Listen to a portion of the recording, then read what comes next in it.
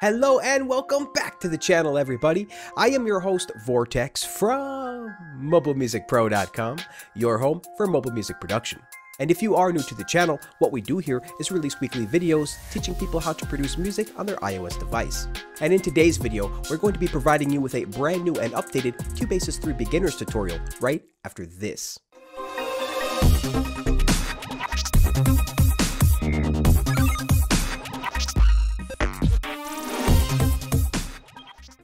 And remember folks, if you do enjoy this content, please make sure to like, subscribe, and comment down below.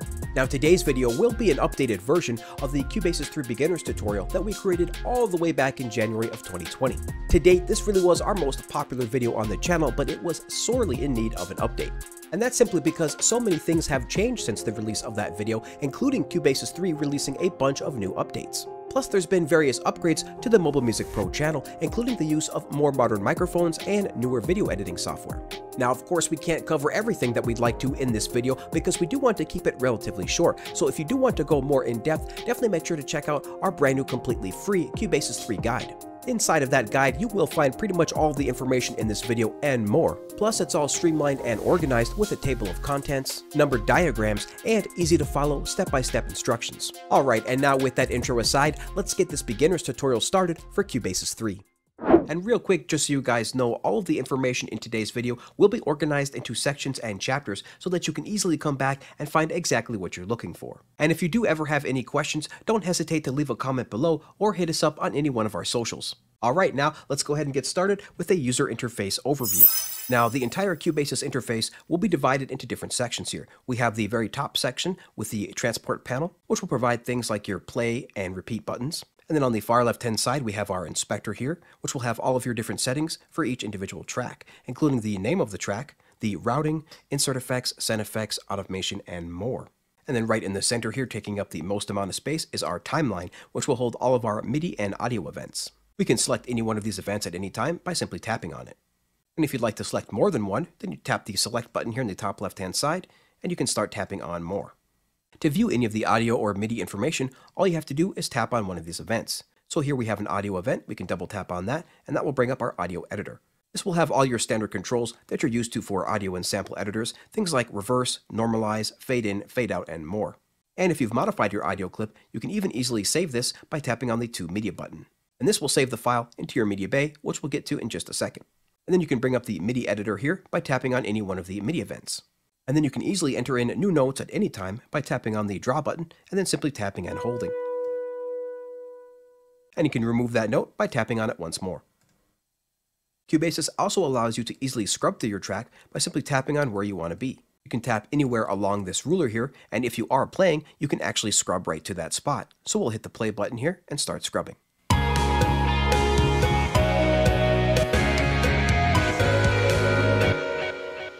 And it's just as simple as that. Now, if you'd like to repeat a specific section, you can simply long tap on any one of these events. You'll see the repeat button at the very top light up, and then you'll see the ruler adjusted to the exact length of that event. Now, you may have heard that clicking in the background, and that was the metronome. You can enable and disable the metronome by tapping this button at the top of the screen. Now, at any time, you can change the color of a track or any one of these individual events. So to do that, we'll simply tap on a track, and then tap on the color, and then tap on which color you'd like to change it to. And you can always undo your changes at any time by tapping on the undo button at the top of the screen, or you can hold down the undo button and see the full list of undo events that you've created. Now, Cubasis does allow you to easily zoom in and out of your timeline at any time with a pinch and zoom. So if you'd like to zoom out horizontally, you simply zoom out horizontally and tap anywhere in the timeline and pinch and zoom. But if you wanted to zoom in and out vertically, you will have to apply the pinch and zoom maneuver over here on the left-hand side where it shows all the track names. So as you can see, we start pinching and zooming there, we start zooming in and out vertically. And as you do start to zoom out, you'll see some additional controls be displayed, including the solo buttons and the mute button. And below the mute and solo buttons, you'll find your track freeze button. And this is going to come in really handy for freeing up additional resources for your project. And all freezing a track really means is converting your MIDI into audio. So you can see this is a MIDI clip here. And we can convert that to audio by tapping on the freeze button. That'll just take a couple seconds and it will render that MIDI into audio. There we go. And now we have the audio clip. And the frozen track is now grayed out and displaying a little frozen icon in the top right hand corner. And the reason why this does free up resources is because all Cubasis has to worry about now is the audio track and not any type of real-time processing of effects on top of your MIDI. Okay, now the next most important thing to talk about in the user interface is these three buttons in the top left-hand corner. The button all the way in the far left-hand side is the Media Bay button, and this is where all of your projects and audio and MIDI files will live. This is where you'll be able to create new projects, import your old projects, or share your current projects. You'll be able to find all of your audio files by tapping on the Audio tab, all of your MIDI files in the MIDI tab, and you'll also be able to mix down your project in the Mixdown tab. And then the next button in the top left-hand corner is the Pads or the Keys button. Now this will change depending on what type of track that you currently have selected. If you have a drum track selected, like the snare or the toms, then it will be displaying the pads. But if you do have a piano track like this pads or this piano track here, then it will display the keys. But no matter what track that you currently have selected, you can always toggle back and forth between the keys and the pads by tapping on this Keys and Pads button here. Now when you are on an instrument track like we are here instead of a drum track, then these pads can become chords, and you can just play those in by tapping.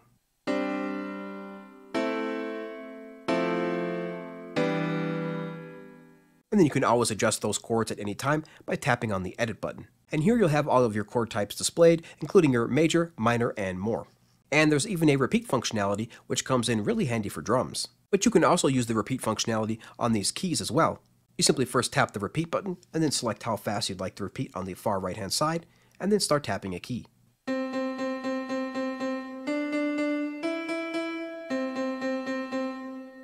And then if you do have a physical MIDI keyboard hooked up, you can actually just start playing that as well.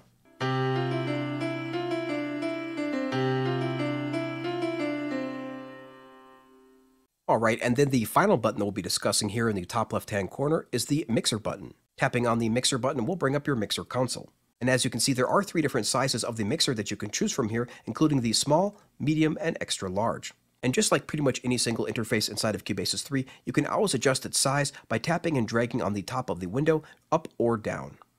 And then inside of this mixer, you can of course easily adjust the panning either left or right, or hit the mute or solo buttons, or tap on the E button to bring up the effects.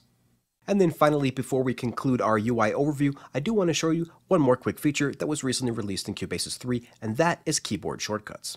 Now the most popular keyboard shortcut, of course, is the spacebar to hit the play button. And then of course you tap the spacebar once more to stop the project from playing. Now in addition to just that spacebar, you can do a lot more. In fact, with the arrow buttons, you can go all the way up and down and select which track that you'd like. And then using the left and right arrows, you can then begin selecting the events. And then once you have an event selected, you can just highlight that and then hit the enter button to bring up the editor. And once you're done with the editor, you can just hit the escape button to close. Alright, now that we're familiar with the user interface, let's try and record something. Now, right now we have the Smear project pulled up inside of Cubasis 3, which is the default project that comes inside of your Media Bay. You can see under Projects, we can just scroll down here to where it says Smear.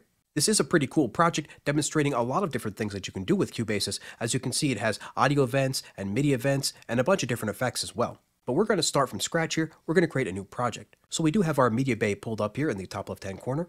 And we are in our Projects tab here on the left-hand side. And what we're going to do is tap New Project, and let's just give this a name, New Project, and hit Enter. Now this will start us off with a brand new, fresh project with no tracks.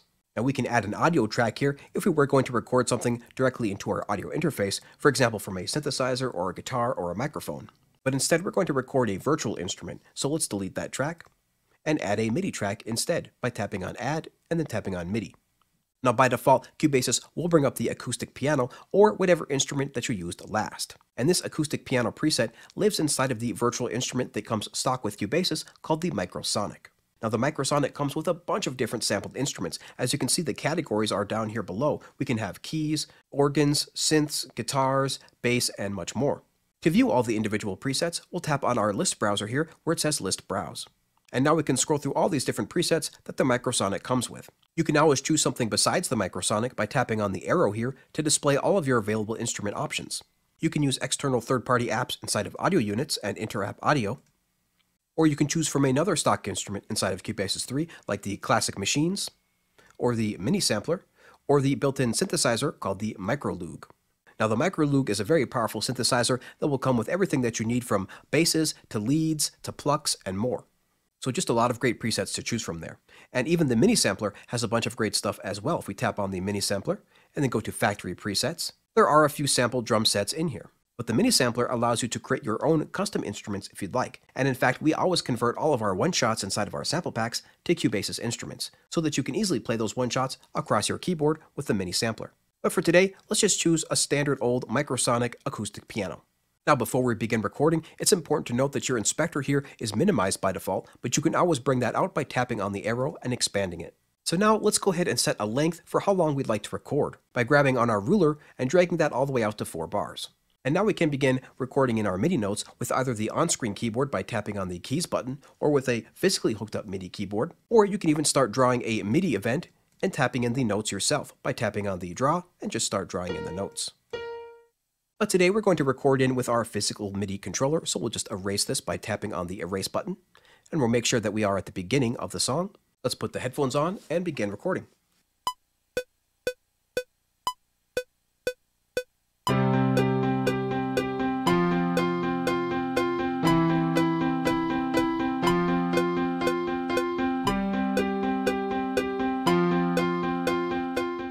Alright, now a couple of notes are a little off there, so all we have to do is quantize this by tapping on the quantize button here, and let's hear what that sounds like.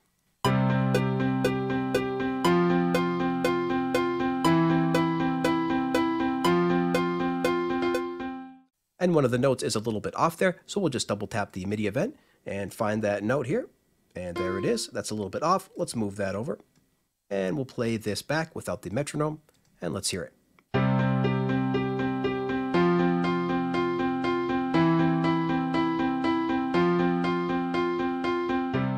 Alright, now that is playing perfectly in time.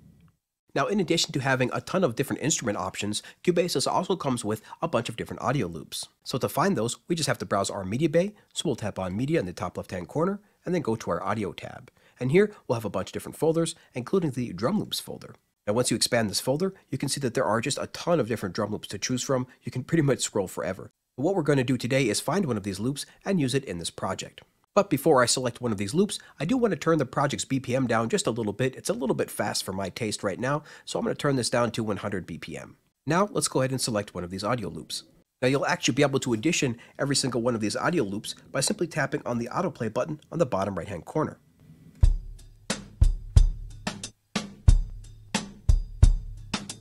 So I think the drum loop that we've chosen here is going to be the Funky Groove 01. Now there's a couple of ways of getting this into the project. We can double tap this and have it automatically add a track for us, or we can add an audio track ourselves and then drag it on into that track. It's really up to you and how you want to do it. But we'll delete this track for now because personally, I do love just double tapping on it and have it automatically create the track for me. Now, before you double tap on it, just know that it will insert the actual audio event wherever you currently have your cursor selected. So let's go all the way to the beginning now, so that it will add it at the very beginning. So let's double tap. So now it's automatically created a new track, placed that audio in there for us at the exact spot that we wanted. Now we do have a bit of an issue here in that this audio is not in the same time as our project, which is currently set to 100 BPM. So to fix that, we simply tap on our audio, and then we'll tap on the stretch feature. Let's select the Pro model here, and we'll just simply drag this to be only 2 bars long. Now we'll tap our stretch once more to apply the effect. Now that we have our drum loop in time, I do want to copy and paste this over so that it takes up the full 4 bars. So we'll copy that, and we'll just paste it once. And now we have that taking up the entire measure. Now let's hit play and hear what this sounds like.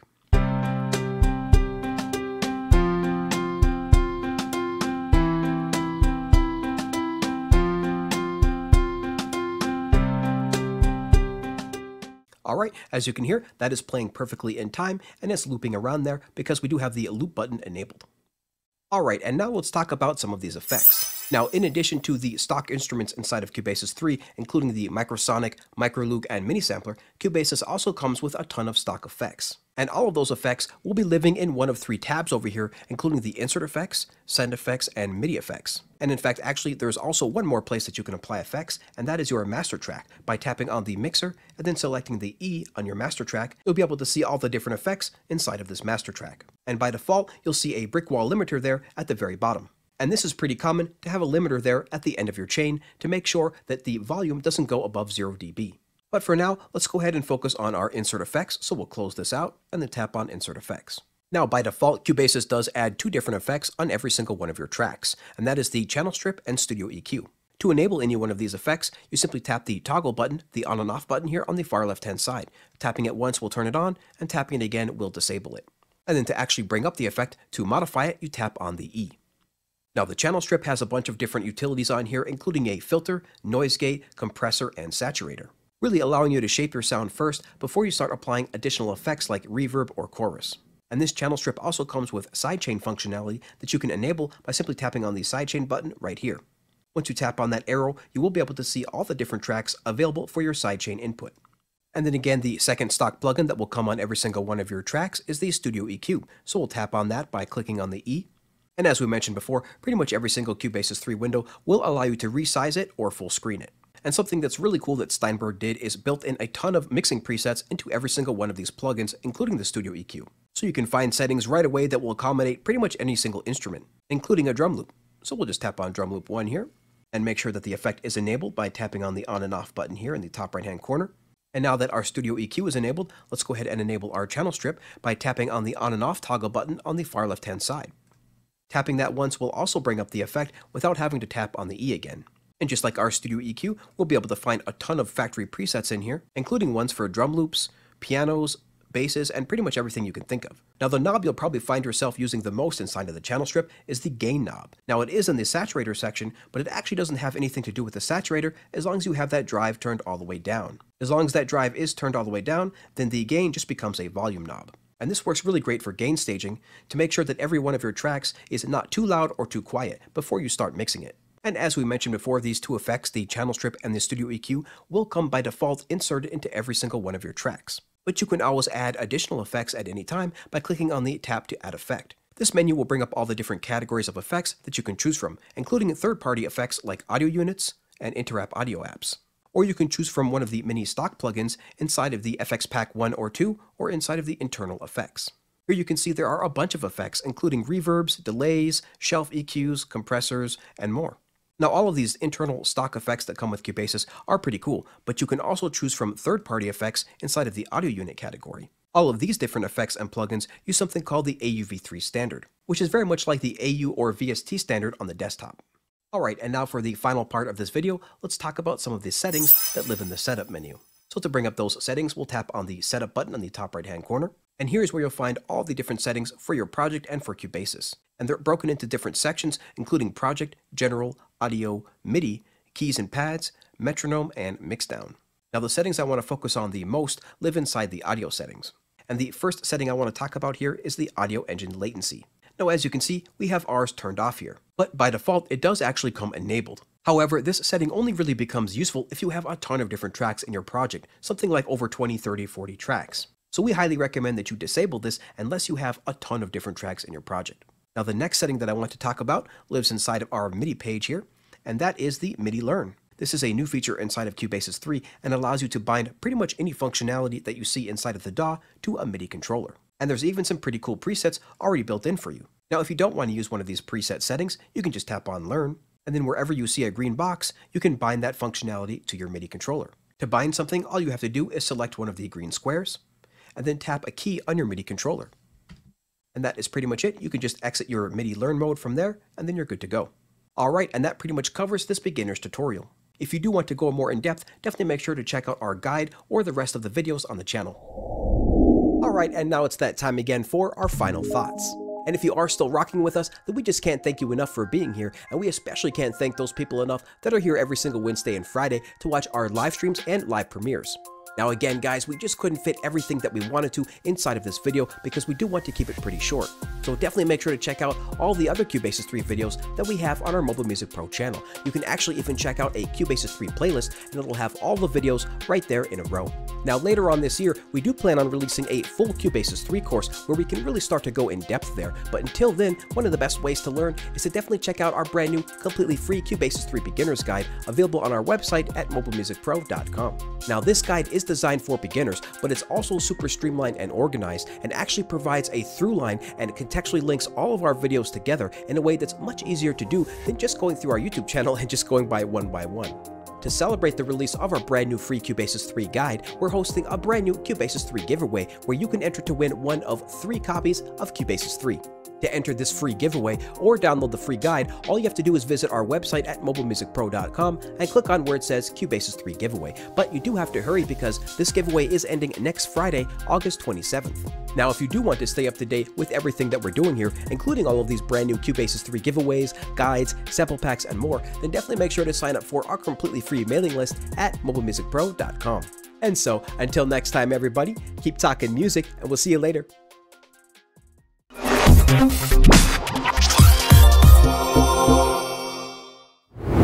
Hey everybody, Vortex here, and if you're not aware yet, we now have over 100 fully edited mobile music tutorial videos. And we make music every single Wednesday live on our channel right inside of Cubasis on our iPad. Plus, we also have a bunch of free sample packs, guides, and more at our website at MobileMusicPro.com/free. And so if you are into that sort of thing, producing music on your iPhone or iPad, then definitely make sure to subscribe and check out the rest of the videos on the channel that we know you'll love.